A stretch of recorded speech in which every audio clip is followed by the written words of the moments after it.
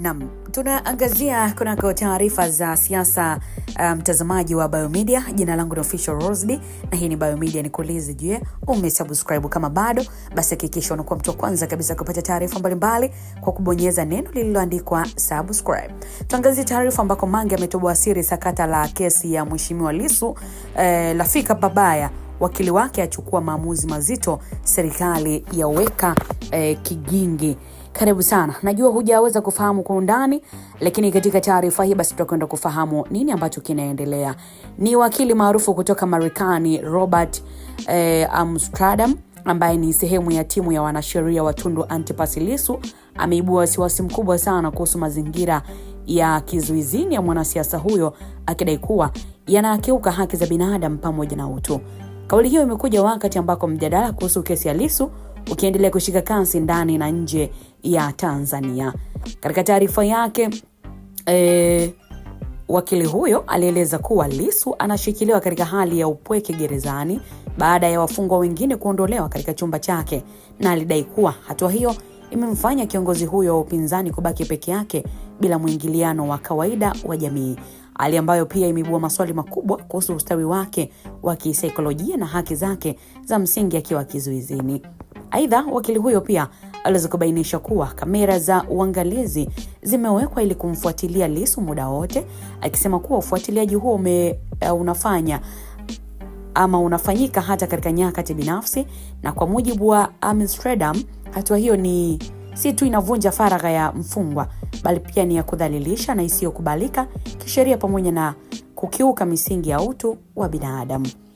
Kwa upande wake, Lissu ambaye ni kiongozi wa chama kikuu cha upinzani nchini Tanzania, Chama cha Demokrasia na Maendeleo Chadema, ni kwambie tu kwamba alikamatwa mwezi Aprili mwaka 2025 na baadaye kufunguliwa mashtaka ya uhaini kufuatia wito wake wa mageuzi ya uchaguzi kabla ya uchaguzi mkuu wa mwaka huo.